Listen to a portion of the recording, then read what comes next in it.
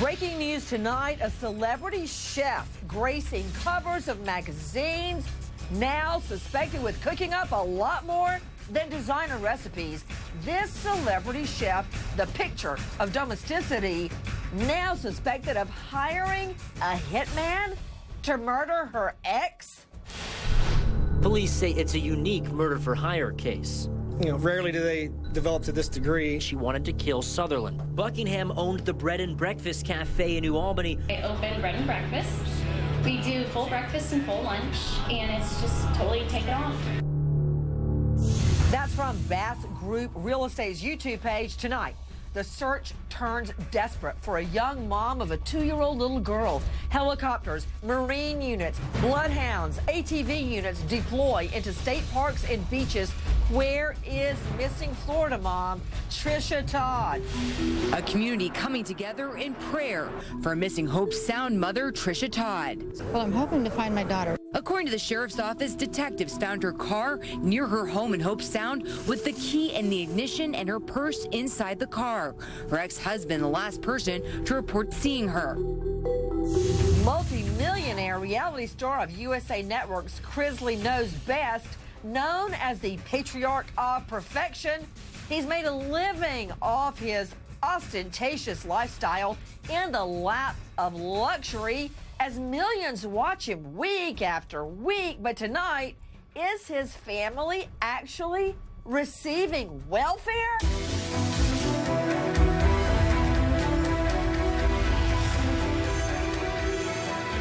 Good evening. I'm Nancy Grace. I want to thank you for being with us. Bombshell tonight, a celebrity chef gracing covers of magazines, now suspected with cooking up a lot more than designer recipes. This celebrity chef, the picture of home life, domesticity, the new Martha Stewart, now suspected of hiring a hitman to murder her ex. First of all, it's really hard to take in. Take a listen to Laura Buckingham. Laura, tell us just a little bit about how you got started. How did you get to New Albany and opening up this store? Well, after my last deployment, I moved out to New Albany, Indiana, and I started selling breads on the side of Highway 150 and Floyd's Knobs. And then I started selling at different farmers markets, and I just couldn't keep up with the demand. About a year ago, I opened Bread and Breakfast. We do full breakfast and full lunch, and it's just totally taken off. That's an interview with the celebrity chef Laura Buckingham from Bass Group Real Estate's YouTube page. Chris Spargo, DailyMail.com. She's too busy taking trips to the farmer's market for organic food. Well, not according to our sources. She's not too busy to cook up a hit on her ex. What can you tell me? Who is this woman? I mean, I watch the Cooking Channel and Food Network, all of that, but she's a real up-and-comer. Liz, let me see the picture of her on the front of that magazine. She's on the front of Southern Indiana, and they did a huge spread on her and her little boy. Who would think that this celebrity chef, the new Martha Stewart, hired a hitman to kill her ex? Who is she, Chris Spargo, DailyMail.com? I mean, this is a woman who, from all appearances, really had it all. A young, beautiful, bright young woman, had a very successful bakery, hundreds of people showing up to get this bread that she's making, on the cover of the magazine, a healthy baby boy. Everything seems to be going great, and then underneath the surface, there's this entire other thing we're learning about. Okay, wait. Now, it looks like here she's a sexy celebrity chef. There she is portraying the mom. Okay, there you go. Home and hearth, cooking. You know, interesting. Apparently her specialty is baking all sorts of organic bread. Hey, Liz, pull me up some more sound of this woman. I'm feeling like I'm getting to know her, which is dangerous because then you can't look at her without emotion. But I want to know more about this celebrity chef, the new Martha Stewart. Listen. All my employees they're all gifted and very creative, and we'll take whatever is in season and we'll just go with it. We source a lot of our ingredients local. All of our flour is sourced through Weisenberger Mill. Our eggs are farm fresh. Most of our meat's from local farms, antibiotic free, hormone free. And we try to stay healthy. Less is more. So Veggie Burgers, instead of buying them from the store, we make our own Veggie Burgers. Right now we're doing a sweet potato Veggie Burger. We'll probably rotate them in and out. And we just don't have any limits. You know, none of us went to culinary school, so it's actually probably helped us because we do what we want. There's no boundaries, No boundaries predisposed ideas, whatsoever. very creative here. That's from Bass Group Real Estate YouTube. Unleash your lawyers. Mindy Smith, defense attorney, Atlanta. Jeff Gold, defense attorney, New York. Hey, Jeff, did you hear that? She's worried about you having antibiotics possibly in your food. Okay, she's going to protect you from that with her organic cooking. Okay, she hires a hitman to kill her ex. What about that? That's a little inconsistent. It is inconsistent, but there's things in her background that may explain it. I don't know if they excuse it. She was abused as a child. She did 2 tours of duty in Iraq. I mean, I don't know exactly why she, was doing this, but there may be things in her background that help explain it. Let me say, Mindy Smith, grasping for straws? Not necessarily. First of all, Nancy, we have to look at the new boyfriend. This sounds like a classic case of inducement, that she was induced into doing something that she did not have a predisposition to do. Hold on, that's a bread and butter ad on YouTube from Patrick Hogan. Hey, put up the Mindy Smith and the Jeff Gold. Mindy Smith, you said inducement. Now, yes, you do know that inducement is not in the criminal code. There's no such defense as inducement. Now, coercion, yes. And inducement includes mild coercion and persuasion. So, as a defense coercion attorney, under the law means if you kill somebody, that you have to be under threat of death yourself. In other words, if you persuasion don't shoot or mild coercion. Jeff Gold, then I'm going to shoot you. That's how that works on murder. And couple that with the fact that maybe she didn't have the predisposition to kill him. Who knows what's going on between her and her new boyfriend? Maybe her new boyfriend brought Can I this up. ask you something? Who knows? Here's my question. Who cares? What I'm worried about is the murder that she arranged to go down in a parking deck. What she and her new lover are doing, I don't care, all right? Probably trying to cover her tracks. Hold on, Chris Spargo wants in. Chris Spargo, reporter, DailyMail.com. Chris, so this woman, the new Martha Stewart, as she has been billed, she had it all going for her, right? She had the bread and breakfast organic restaurant. She's on the cover of magazines. She's being begged by all the food shows. Why is she so angry at the ex? Well, they shared custody of her young son, it seems, and she had found a new boyfriend, and she was getting very tired of the commute she would have to make back and forth to bring the child back. Wait. Chris, could you repeat that? She and her ex were splitting custody of their young son, and the commute between her new location and having to bring the son back every week was getting to be a bit too much for her, it seems. Noam Laden, anchor, WABC. Let me understand. Let me digest. The motive for murder is she was getting tired of the out-of-town visitation? She was tired of taking her son to see the daddy? That was part of it, and I'll throw in that she also said it was a financial hardship to drive to drop off the son and pick up the son every week. A financial hardship? What, a gallon of gas? Noam? Well, it might have been a couple gallons, but that was one of her claims, is that it cost her too much money. Okay, a couple of tanks of gas. So let me understand, Chris Spargo, how far did she have to drive? It was a couple hundred miles at most both ways. It was not any sort of hours upon hours of driving to go back and forth between these two locations.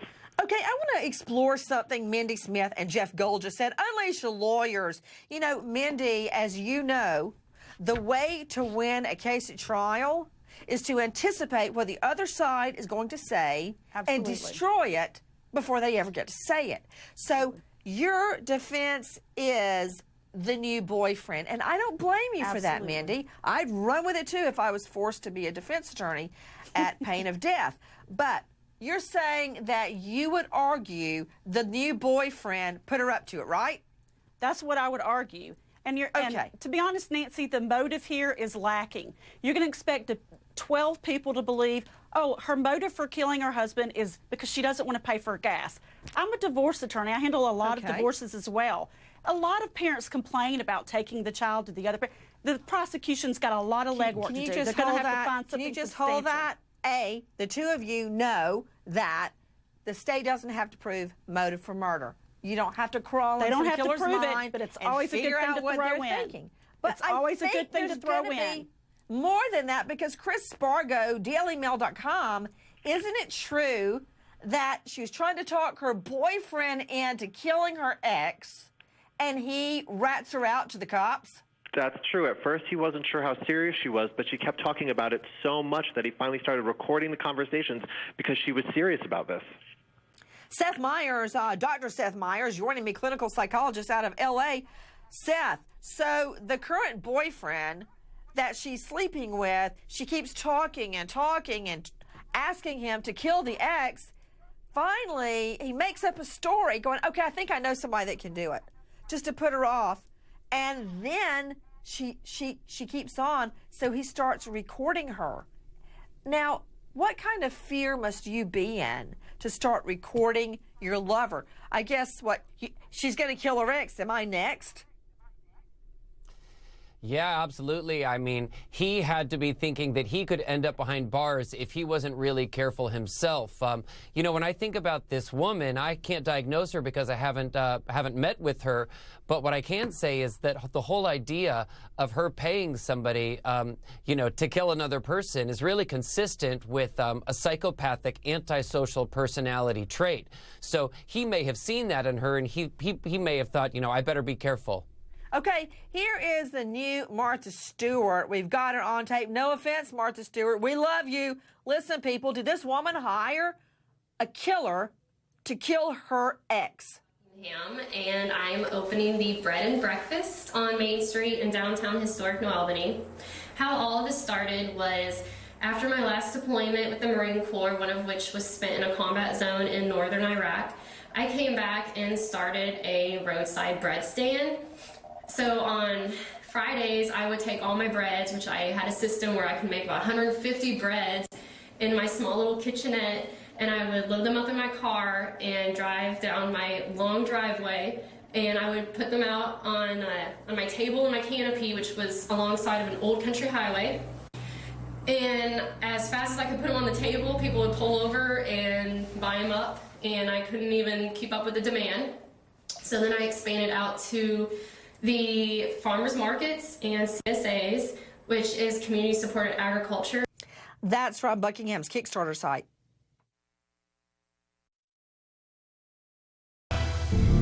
Laura Buckingham tried to hire someone to kill him. Buckingham is accused of baking up a murder for hire plot. We just don't have any limits.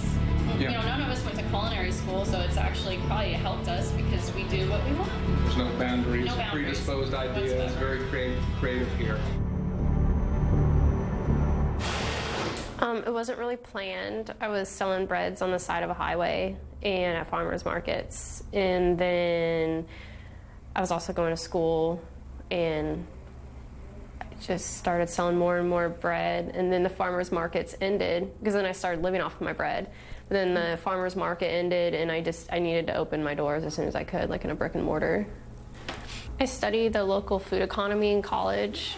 And originally when I started selling bread, I wasn't using local flour, but I considered myself like a local, kind of like a local business. And my food mentor is Janine Wishy, and she said, well, you're not really local if you don't use local ingredients.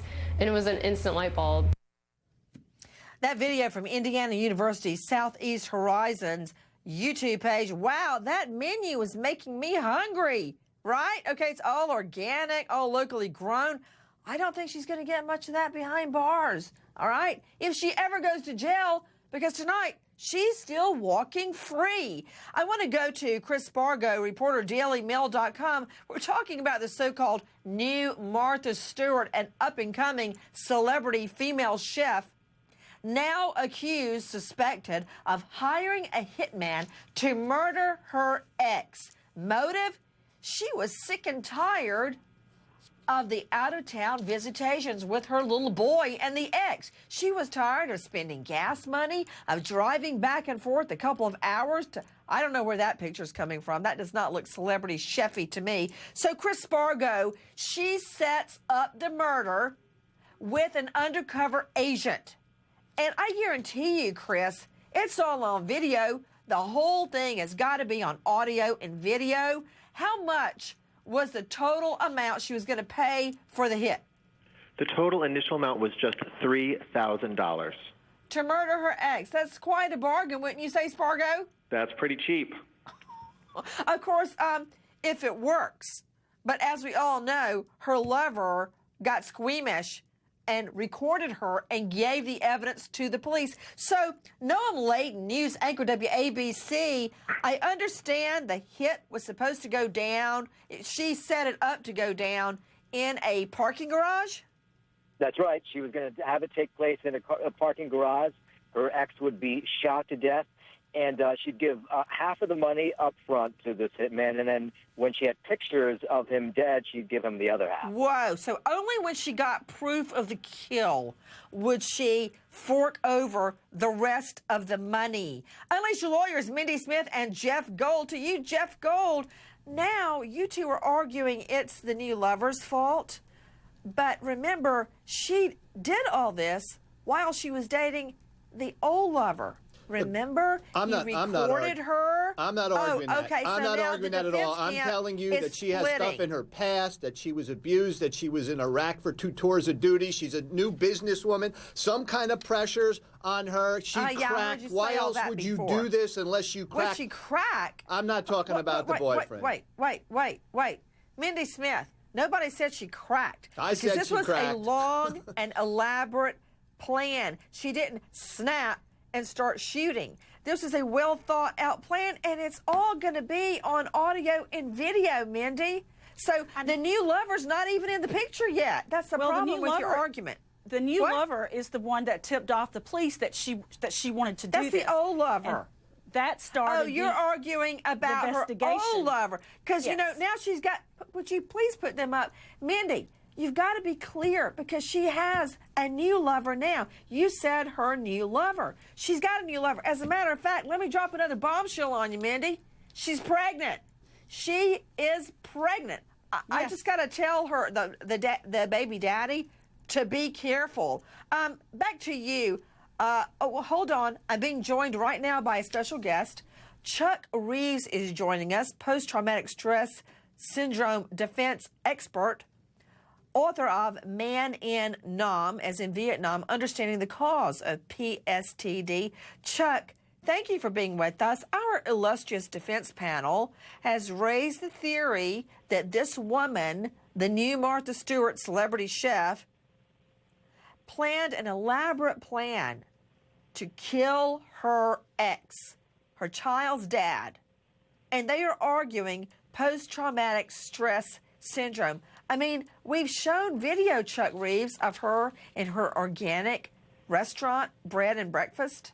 She doesn't look stressed out to me, Chuck. Nancy, combat-related PTSD is a major issue for veterans. However, it's also become a shameful form of stolen valor. It's easy to fake. At first, he thought she was kidding. It was so unbelievable to him, he thought it must be a joke. But then she went a second time and said, yes, I want him to go away. Learn not to complain. Like, that's the big thing. A lot of people told me, like, you get done after a 20-hour day and then you get right back up at 2 or 3 a.m. and you never really complain. That's Indiana University Southeast Horizons YouTube. The new Martha Stewart, an up-and-coming celebrity chef, hires a hitman to murder her ex. Those are the allegations. Now, we all remember the last time we covered this scenario. Listen. Miss Dippolito, I'm Sergeant Ramsey. I'm the one that called you. Thank you for coming. I'm sorry to call you. Listen, we had a report of a disturbance at your house, and there were shots fired. Is your husband Michael? Okay, I'm sorry to tell you, man. He's been killed. He's been killed, man. I'm sorry. Listen, try to calm down. Right now, we need to get you. We need to get you to the police station. I can't let you in, man. We have to do our job. You have to find his killer, okay? We need you to calm down. I need you to go with these detectives, okay? Is there enemy? That's Dahlia Dippolito, caught on tape, audio and video, after she plans the murder of her husband. Of course, he was in on it. He helped fake his own death. In this case, same scenario, the ex goes along with the police, and he is there in the parking garage and takes part in the so-called kill. So the celebrity chef, Laura Ann Buckingham, pictured here, can get proof of the kill. So it's all going to play out in a court of law. The reality is she is walking free right now, even with all this audio and video evidence against her. The celebrity chef is walking free on a low bond, insisting, "I'm not guilty." I'm hearing in my ear, we have got breaking news right now in the case of Justin Ross Harris. Straight out to Michael Christian. Michael, a new speed bump. Have they actually granted a change of venue this late in the game? They have, Nancy. This is a shocking development. This trial was set to start as early as possibly Tuesday or Wednesday with opening statements, but on Monday the judge decided that she was going to grant a defense motion that they could not find an impartial jury in Cobb County. In the last hours, the judge, Mary Stanley, has granted a change of venue. But hold on, Unleash Your Lawyers, Mindy Smith and Jeff Gold. Mindy Smith, be careful what you ask for you will surely get it. You ask for a change of venue, you don't get to pick the venue of your choice, all right? They could be sent to an extremely conservative venue and wish they were back where they were. Isn't that true? That's true, but Nancy, I mean, if the judge thinks the jury pool is tainted, this is the best thing because, you know, as a defense attorney, I want this guy to have the best trial ever. But if the prosecution does succeed, then they want their case to survive an appeal. Well, and it's funny that attorney, now they tell us this far, when you've got a jury ready to sit down in the jury box, they suddenly decide they want to change a venue, and the judge has granted.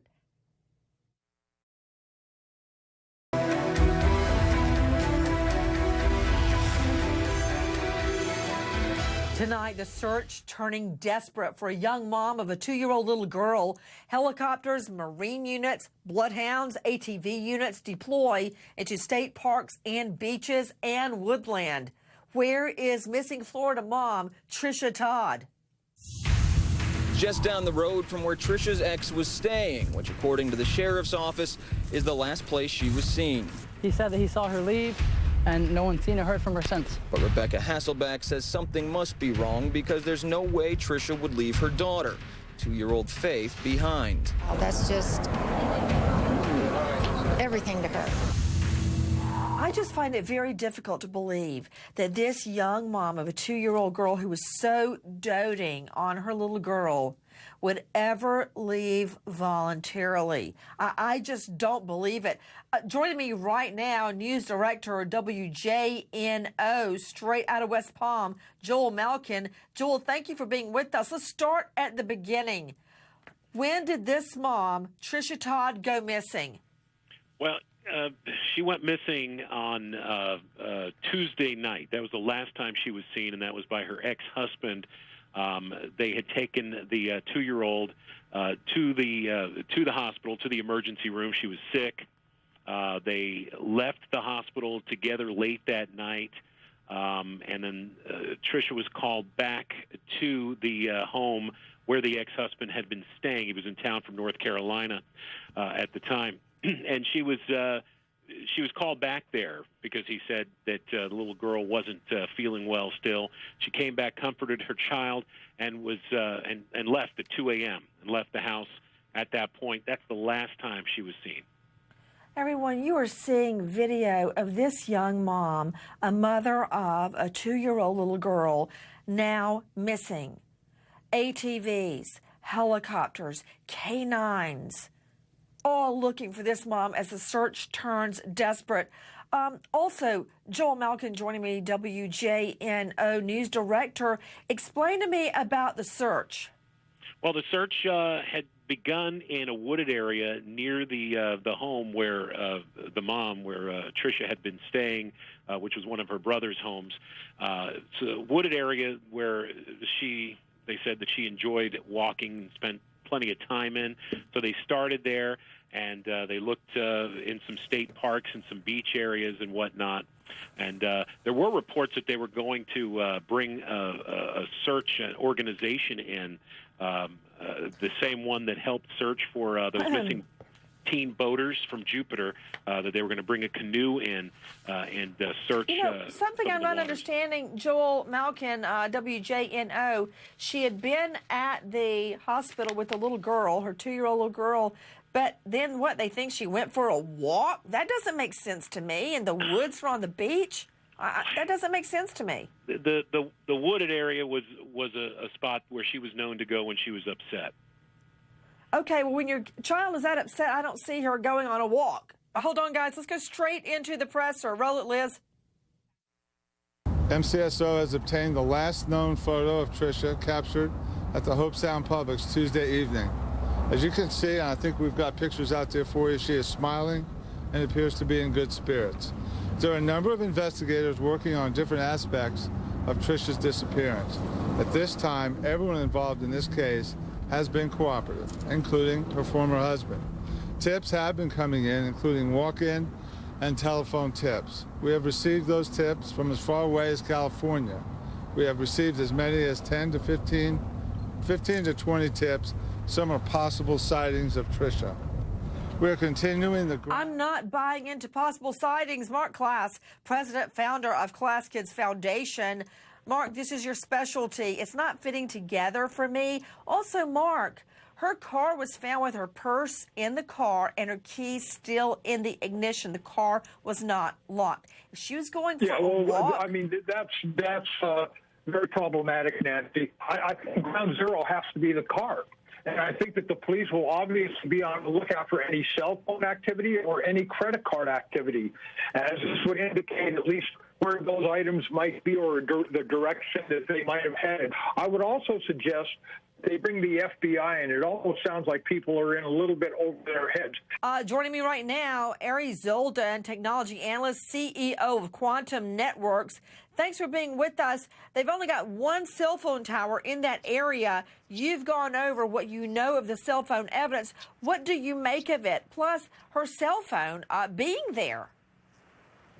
Well, it's still very, very early to tell. But again, our cell phone is our digital footprint. So if they could get into that phone, they can charge it up, they could get access to it. It's extremely, extremely telling. Look, Nancy, people would rather leave their house without their wallet than their cell phone. So there's a lot at stake over here. And I think we're going to find a lot once we get access to that cell phone. Will it be problematic because there's only one cell tower in the area? No, absolutely not. Okay, good. Absolutely not. Joel Malkin, let me go back to you. Mr. Malkin, joining me from WJNO, has a cell phone been found? Not to my knowledge, cell phone hasn't been found. When detectives have called it, it goes right to voicemail as if. But they could still ping it. They could ping its last known whereabouts because I agree with Zoldan. I guarantee you she had that cell phone on her. And I'm not buying into the theory that she went for a walk. When your child is that sick that you've had it at the hospital the night before, you don't go for a walk. You don't leave that child's side. Dr. Lee Vinokur joining me, Medical Director of MedStar Health. Dr. Vinokur, thank you for being with us. What evidence would you be looking for in the car? And if her body is in that wooded area, would we be able to get a cause of death on it? Well, yeah, after an autopsy, obviously you're looking for any DNA evidence, hair, blood, skin, that's going to be different from the DNA that is in there that's her own. Somebody that's in the woods that maybe had an accidental death found at the bottom of a ravine.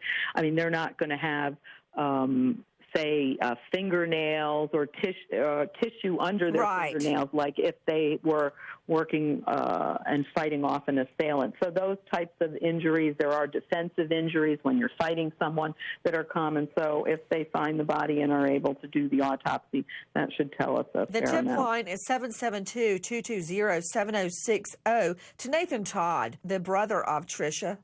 The search is turning desperate now in the efforts to locate Tricia. Nathan, question. With her daughter being that ill, I find it very difficult to believe that she would just take off for a walk in the woods or along the beach. I don't think she left her car unparked with the keys in the ignition and the purse in the car. See her leave her child when her child needs her, that doesn't sound like anything she would do. I seriously doubt she would have just left the child. As well as I know her. Multi-millionaire reality star of Crisley Knows Best, known as the patriarch of perfection. He's made a living off his ostentatious lifestyle, living in the lap of luxury as millions watch week after week. But tonight, is his family actually receiving welfare? Meet Todd Chrisley. This is my closet. Todd Chrisley stars on USA Network's Chrisley Knows Best. Chrisley lives with his family in a huge mansion and likes to show off his money and buy fancy clothes. In a year, we probably spend $300,000, sometimes more, just on clothing. We're not perfect. But perfect should be something you should strive to be. That's Crisley Knows Best from USA Network 2. Alexis Tereszchuk, senior reporter, RadarOnline.com. Alexis, I want you to watch this video. This guy has made a living off his ostentatious lifestyle, but tonight we learn his family on welfare. Listen. Welcome to our home. Come on in. This is the home that my wife and I chose to bring up our children in. Although it's much larger than what my wife and I ever anticipated owning, it was very important to me for the house to not feel so grand. This is our foyer. It's the first room that you see when you walk into the home, so it was important for us that it be inviting, but at the same token still have a certain amount of formality to it. This is our library. We have a piano that no one in my home has enough energy to come and sit down and take lessons that I would pay for. This is our formal dining room. It was very important for us to have a dining room that felt comfortable to our family. Makes me feel good when I come down this hallway each day. When I walk by, it kind of soothes me before I decide to go and hang myself with a necktie by the time I get to my closet. This is our formal living room. My wife worked on consistently. She wanted a room that truly was very formal, but at the same time was not to the point that our kids did not feel like they could come in here and sit down and have a conversation. Prints came from Coco Chanel's Paris apartment. These bowls were made by Philip Moultrie. She purchased items that would be handed down to the children again when I'm dead. With that being said, let me take you to where we truly live. So this is the kitchen. This is where all the magic's made. Julie is a great cook, and she cooks every day, and it's very important for Julie to have everything that she wanted in this kitchen. This is our family room. This is where you can always find Chase stretched out on the sofa, texting on a phone. This is the hub of our home. It's living your normal life. It's loving each other, hating each other, and knowing that it's always great to love each other. Okay, I really, actually am dumbstruck. That's Crisley Knows Best from USA Network. Did you hear that? Private piano lessons on a grand piano? Prints from Coco Chanel's apartment? Look at this thing. Whoa, it's just hard for me to take in that a member of his family is on welfare. It's very difficult to take in. I mean, Alexis Tereszchuk, senior reporter, RadarOnline.com. How much is Crisley worth? Oh my gosh, he is worth millions of dollars. But you know what? He filed for bankruptcy and he was $46 million in debt. I know he filed for bankruptcy a couple of years ago, but that is already over, and he didn't go through with the bankruptcy. That's old news, number one. It was settled, number two, and millionaires always do that. He still has millions and millions of dollars. He backed out of the bankruptcy. Here's Crisley Knows Best from USA Network. And the reality is he's running up all this debt and living the high life, but he's still living the high life. And isn't it true, Alexis Tereszchuk? He still has his show. He does have the show. He's had 2 spin-off shows. It's coming up with another season. Hold that still screen. Look at your monitor. Alexis Tereszcuk. A $500,000 wardrobe. That was at the last count. And that is just him. That's not even for his wife. Put up Alexis Tereszcuk. I don't see her. Where is she? You started to pour mouth that he had tried to declare a bankruptcy. That was just so he could get out of $46 million worth of debt, all right? So he could go spend some more. I'm talking about having a child, having family on welfare. And he's got a $500,000. You know what? I have been through so many housing projects looking for crime victims. And the way that they live, they have nothing. And this guy has a $500,000 wardrobe. Look at this. Seth Meyers, clinical psychologist. What is it about an ostentatious lifestyle, like living in luxury? I mean, look at this place. It's just hard for me to take in that kind of living and then having family on welfare. It's just 2 and 2 doesn't equal 4 here. Right. Well, you know, this kind of lifestyle, it's all about proving worth. It's all about a big show. And a lot of times there's insecurities these people have deep down, which is why they're trying to overcompensate so hard for them.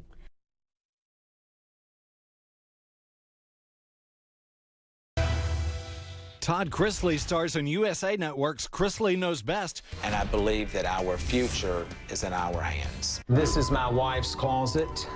He's even bragged that the family spends about $300,000, sometimes more, on clothing. This is my closet. That's Chrisley Knows Best from USA Network. And tonight we find out that the multi-millionaire Chris Chrisley, the patriarch of perfection, so it says on USA, is embroiled in welfare. Alexis Tereszcuk, senior reporter, RaiderOnline.com. So it's the grandchild that's listed on the welfare forms. Explain it to me. So Todd has a granddaughter, Chloe. It's his son, his oldest son, Kyle's daughter. It's with another woman named Angela Johnson. She lives in South Carolina. The Chrisleys live in Georgia. This woman in South Carolina applied for Medicaid. You know, Alexis, that was actually a yes-no answer. Is it Chrisley's, the patriarch of perfection? Is it this guy's grandchild that's on the welfare forms? Yes. Why? He's got all that money. Because the mother of the child lied, and that's what she's been charged with, and that's what the arrest warrant went out for her because she says. Alexis, I understand you're blaming the mother. This is his grandchild, okay? Now, he claimed he was $46 million in debt. He got out of that by paying $150,000. $40 million of debt got signed off. And he's still spending like there's no tomorrow. I mean, Alexis, you know what? Alexis, RaiderOnline.com, take a listen to this. Listen to this lavish lifestyle. This is where my youngest daughter sleeps and stirs up with a cell phone texting. This is Savannah's bathroom. She sits in her tub for 30 to 45 minutes and runs out half of the Chattahoochee, and then after that she goes to her shower and stays for another 30 minutes.